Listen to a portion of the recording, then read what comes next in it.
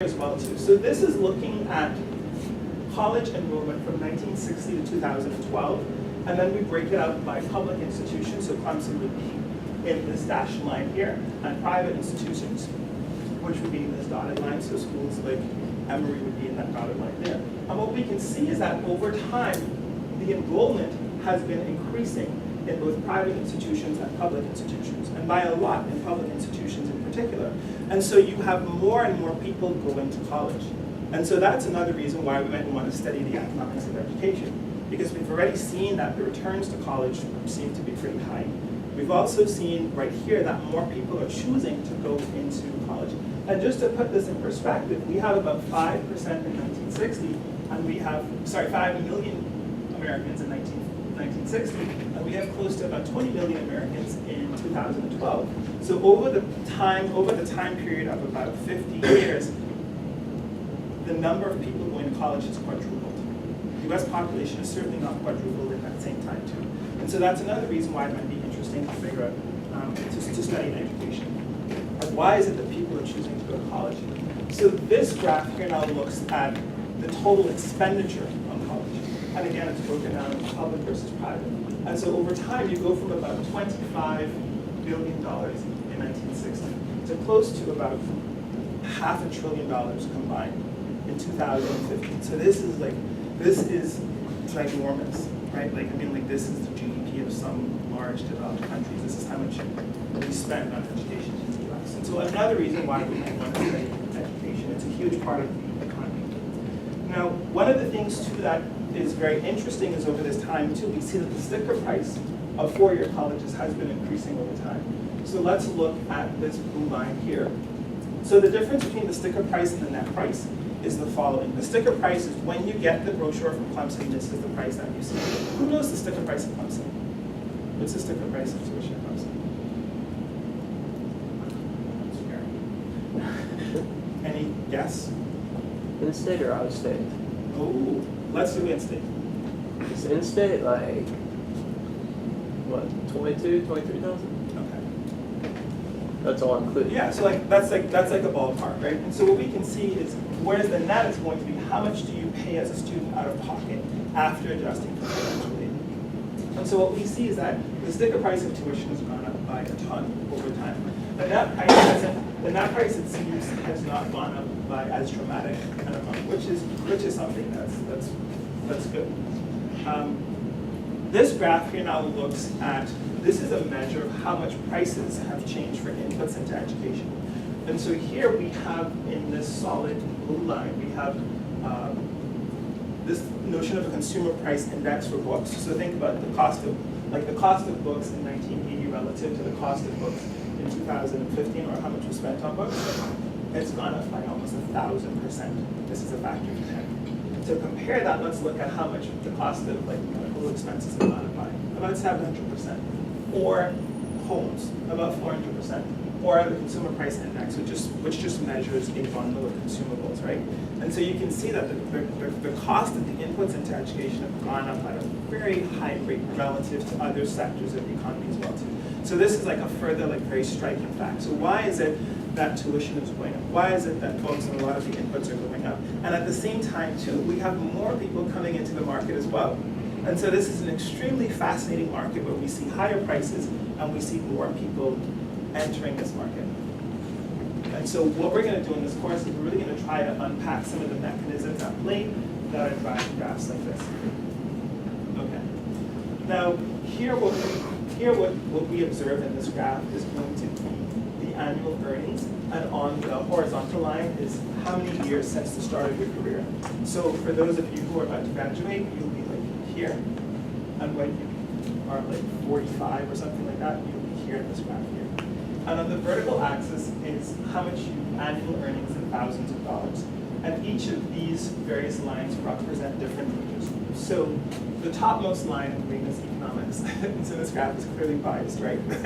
So you can see that over their lifetime, it looks like economists earn more than art history majors, political science majors, and business management majors too. And then next is the political scientists, the business management guys, and the art historians. And so the takeaway from this graph too is that you do see higher earnings for folks who go to college, but even within college, there are differences in terms of what those earnings are.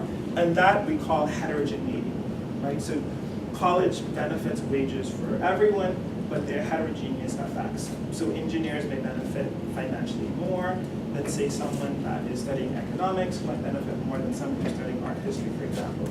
But even within that, we have to think about this selection issue, right? Because to get into the business school at Clemson is a very well-renowned business school. To get into business school, like, it's very hard, and it may be harder to get into business school than to get into another major.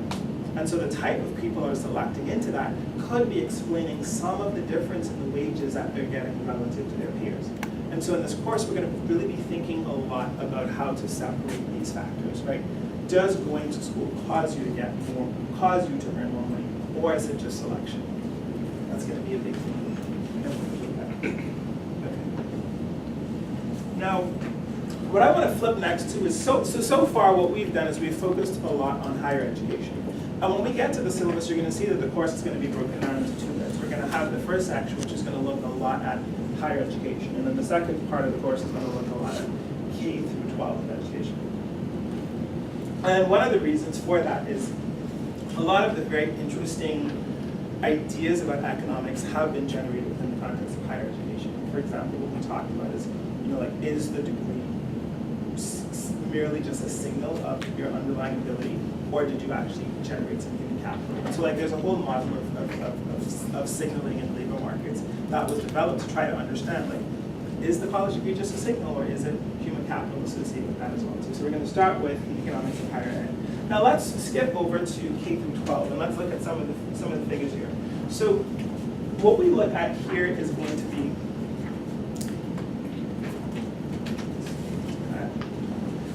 so this is just enrollment, total enrollment across both secondary and elementary schools from 1960 to 2010. And this graph is remarkably flatter than the graph that we saw for college, right? And so it isn't, and what this is confirming for us is it's not that the population of the United States has increased by a factor of fourfold in the past 50 years, but it's just that more and more people are going to college, right? You won't see the same dramatic increases here. However, when we look at, in the top graph, we see the number of teachers. And the number of teachers is going to be in this dashed line. You can see over time the number of teachers is increasing, so you have more people becoming teachers. We also see that the student to teacher ratio is declining, which makes sense, right? Because the number of pupils looks like it's reasonably constant, so the number of teachers are increasing, the student to teacher ratio is going to fall. Now you can ask the question, why do we care about student to teacher ratio? What was the idea of why we might care about the student to teacher ratio? Why do we care about the student to teacher ratio? And your name, please. Tim. So smaller classes is more engagement, which means better learning for all the individuals in that class. Right, and so that's one of the potential ideas. One idea could be that in order to learning is a very hands-on experience. And so what you need is a smaller class so that the teacher can be engaged, or even so that the teacher can target the lesson to the students. Like if I'm just teaching one person, I can start exactly at their level. But if I'm teaching an entire class, I have to really start at maybe the average, or maybe I teach to the bottom of the class or to the top of the class, right? And so this has been changing a lot. We also see too that expenditure on education has been increasing just dramatically, right? Going from around about $20 billion to close to $300 billion too.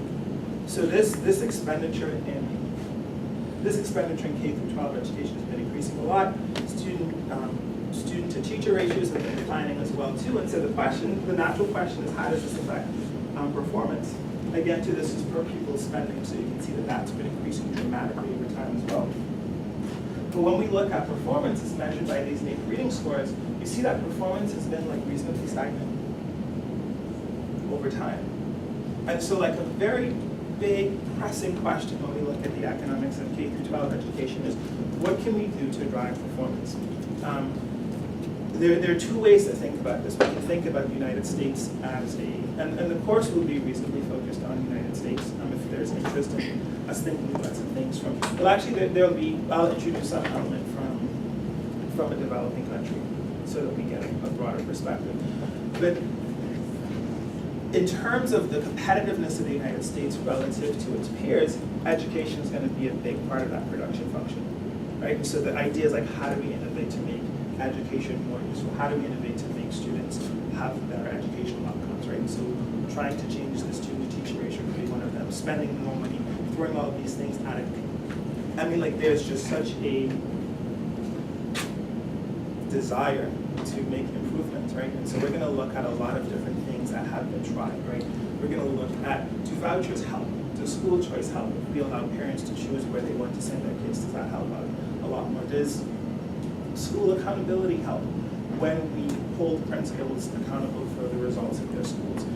Do teacher incentives help? Like, if teachers were paid more money, would that improve the educational outcomes? So all of these are questions that we explored in this class. And we see similarly too for mathematics too. There's been like a slight uptick in the math scores, but you have a lot more resources getting poured into, but you don't see it showing up in the results. This too is looking at some measure of college readiness, and this too over time looks reasonably stable. And so we don't see as much action here. Now, we're almost finished up with this. Just to look at these graphs, so what this looks at is, this says if you were to complete high school, what's the probability that you would go on to college? And this is going to be broken down by math test scores. And so you can think about these guys as being at the bottom of the class when measured given their math test scores, and these guys as being at the top of the class. And so what we can see, and the blue columns are going to be for 1972, and the hash columns are going to be for 1980. So what we can see is that going across the quartiles, from the bottom quartile, from the lowest ability students to the highest ability students, the probability of going to college, conditional on finishing high school, is increasing, right? So you're more likely to go to college if you finish high school. There are alternatives. You could get a GED, or you could do some other type of certification that would still allow you to go to college even if you don't have a high school diploma. We see over time, from 1970 to 1980, that number is increasing as well. So this is, please. Is that measuring just going to college or completing college? This is going to college. This is not completing college. That's an excellent point. And why might we care about college completion? Go back to the first graph, you showed us there's a very big difference between some college and a bachelor's degree. Right. Right. And that's an excellent point too, right? And this what's fascinating, remind me of your name again. Chris. And what's fascinating about Chris's point is when we think about education, education is not a discrete good. Like if you were to drop out of Clemson and said, oh, by the way, I completed, what's the total number of credits that you need to complete for your degree, Chris? My degree? Yeah, 30. And you said, oh, I completed 27 credits, but I don't have my degree. There's the potential that you might be treated similarly to someone who does not have that degree, right? But there's a way in which coming to the end capstones that for you. And so the question that you raised about completions is very important. This becomes particularly important when you look at for-profit universities as well, where they might have a motive for getting people in the door, but they may not have an incentive for getting people out of the door, right? So if the educational bundle really is this bundle of a degree, then we really care a lot about this completion question. And what I want you to leave this class with is exactly these types of analytical ways of thinking about the world. So you don't just see a graph like this and say, oh, this is awesome. Like, smarter people are going to college more, and they're going to college more like over time, so things are getting better, right? It's like, oh, well, do we get the end result that we want to get? There's something else that's buried in this too. We can say something about inequality just by looking at this graph.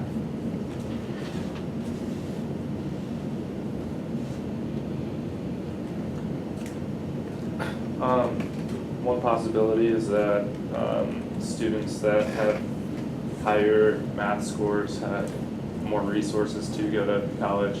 So coming from a background where, you know, their parents can help them through that college process. Right, and so your point is that, well, what could be happening is that these students who are going to college, not only, they may also have more resources to be able to afford college. And if we tie this in with the first graph that I showed you, which looked at earnings and how earnings changed as we changed the level of education, that you had folks who had some college earned a lot more than folks who had no college, right? What we're seeing here is that the people that are more likely to go to college are exactly those high ability folks, right? And so this is evidence of selection, right? The folks that are going to college are higher ability, so is it that college is providing them with the benefit? It's part of it, or part of it is that they're just higher quality folks. The other component of it too is, let's say the college is providing students with some portion of that benefit, then these guys down here are completely missing out on that. And they might be the folks who might need it the most. Because if somebody is like a high flyer and they have really good math scores, et cetera, they might go on to start a company, or they may go on to do something else that's very interesting, right?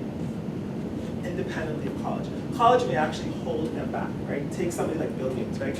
Bill Gates had to drop out of Harvard in order to start Microsoft. Mark Zuckerberg had to drop out of Harvard to start which company? Facebook, right? And so college was actually holding him back. But you might not have that being the case for someone at this part of the distribution too. And so I want us to start to think a lot about, and these sorts of questions are called distributional questions. It's not just how much resources are there, but it's who is getting the resources. And are the resources going to the folks who it will benefit the most, right? And